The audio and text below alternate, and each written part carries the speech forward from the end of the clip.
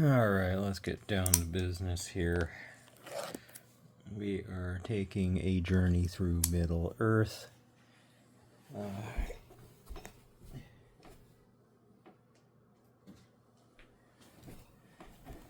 A most interesting journey, but I'm going to save this one for another time.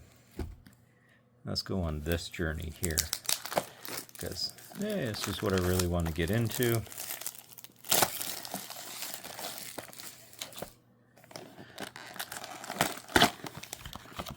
We get a box topper. Yeah, we're going to jump right into the box topper. See what we got here.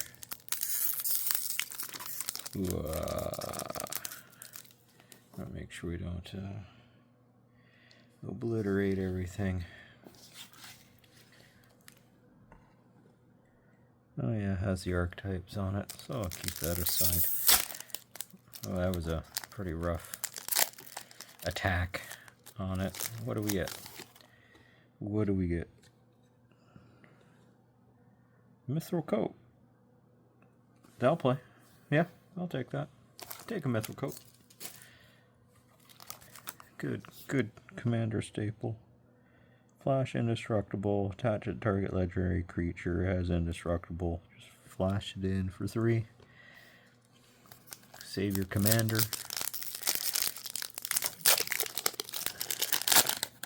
Da, da, da, da. Da, da, da, da. Da, da, da, da. Had a decent time at pre-release for this one.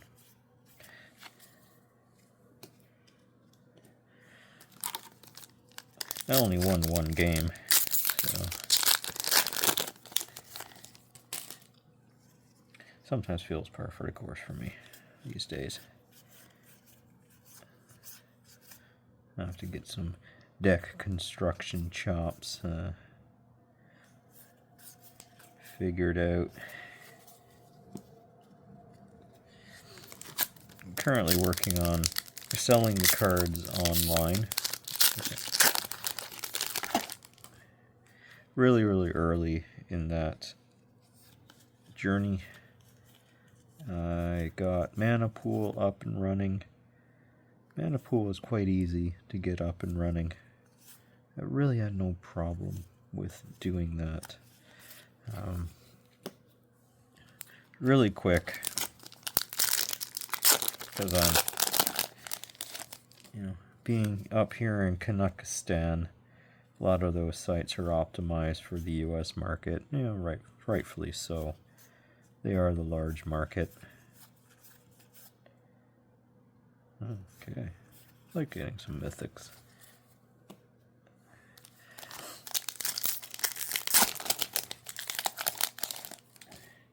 TCG Player was the tricky one to get set up on.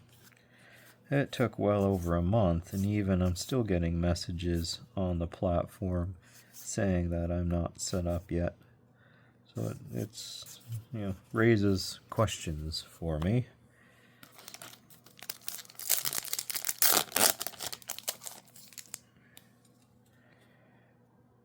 So what I like about TCG Player, it's the bigger marketplace. Also can set the shipping. Mana Pool has a set shipping price that you have to follow. And from up here in Kazakhstan, that does have an impact. Because yes, I want access to the US market. That's where the primary amount of sales are going to go. But shipping costs are not very good going down to the US when I can't have it set at the appropriate rates.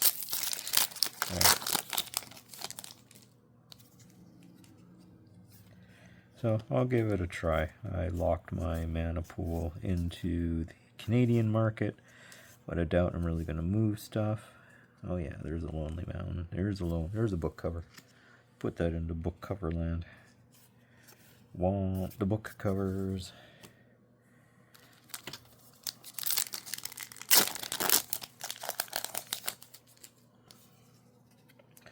software, I'm building my own chaos sort software for organizing the cards, and that's going quite well. We'll see how far I get with that, because I may want to at some point put this software, make it available. So eat my own dog food to start with using that software.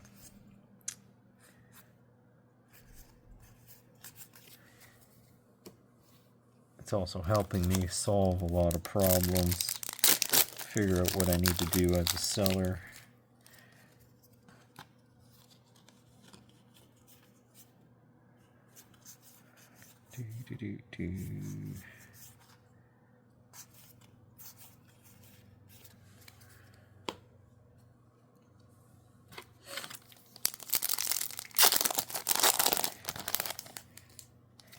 Because the other thing I want to look at is how do I get more dynamic pricing into my card, or move my inventory, or get warnings on how pricing's moving, but not make it a really big production.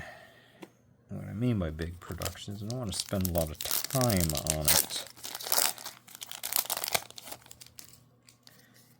But I'm just working with bulk right now, so hence cracking these packs, I get a bunch of bulk coming out of it.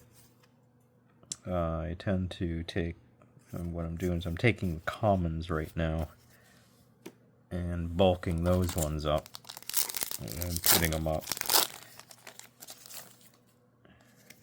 It's not going to result in a lot of velocity on the store right now, and that's part of the game plan, is at least I'm posting. I posted some more today, did some bulk sifting,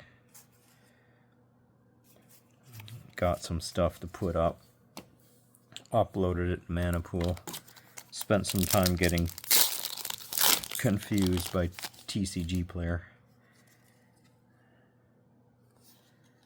It just TCG Player just feels like an older platform, so I have to kind of downshift a little bit and kind of figure out the nuances of it.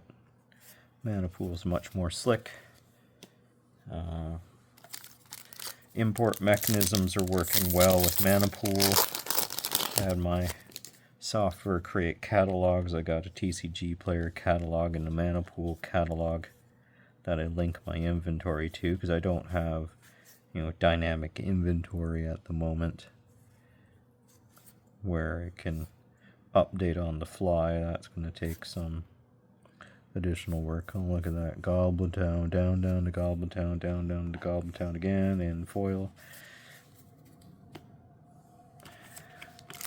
Smaller set, so we're going to get interesting hits like that.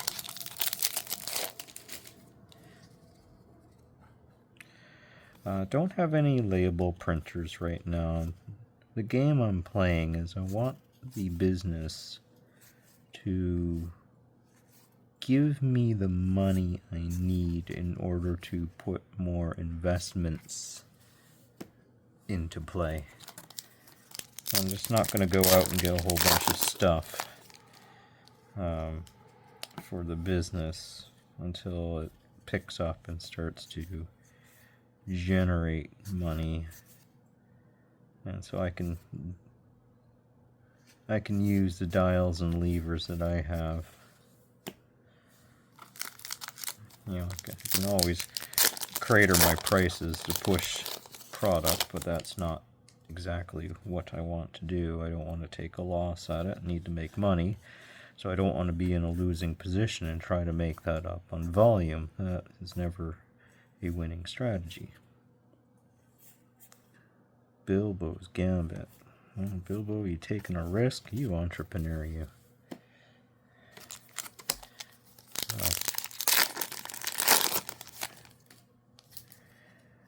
So I'm going to look at how to manage prices.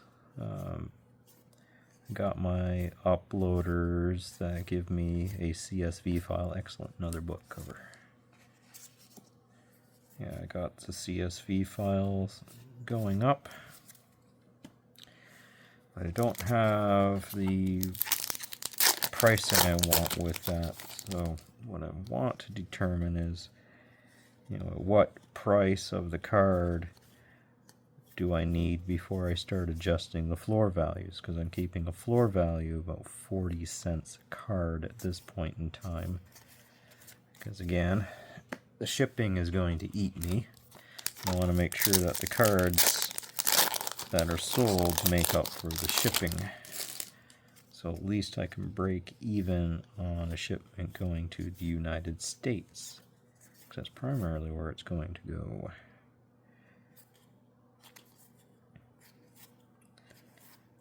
So, wizard stuff.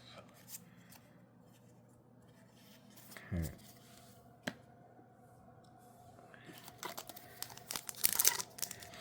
So uploaders are going. Got that running. I need to get some pricing worked on. Taking a bit of a look at the TCG player backend and getting connections into that. And then once some orders come through, I can then build out my picking, because I am using, because it's mostly bulk right now, I am using a kind of chaos sort mechanism. So I load things into blocks. It's basically setting up a namespace, and the system will help me just go and find, go to this box on that shelf, into that particular pack with an ID code on it, and then I open it up and it tells me what position in the pack. I'm using packs of 50. It tells me which position to go and pull the cards. And once I pull the cards out, it does an automatic repack. So, and you never replenish the blocks. You always go to remove the cards from the block, but even if there's one card in the block and the block just sits there, you don't get rid of the block.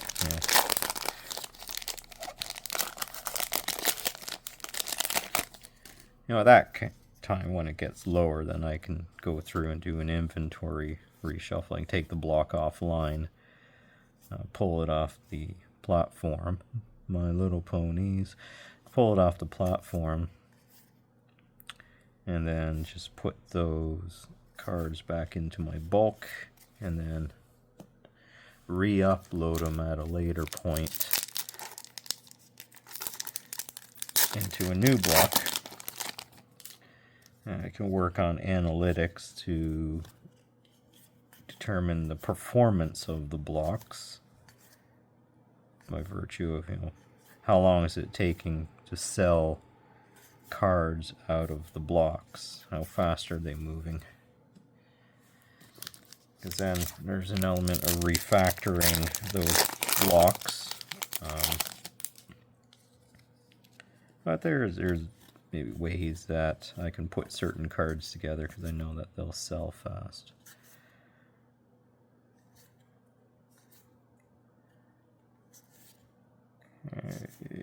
Okay, well, we're getting down there. After I do this, and I have to sort through my piles. Still at 2 book covers. Let's see if we can get some additional benefits here before we're done. Get into our rares. Okay. All right, here we go. Coming in for a landing now. Let's see what is going on here. Okay, well, I like that art style there. There's our Roland. There's our decrepit old bird, and that's it. Great. Thanks for joining me.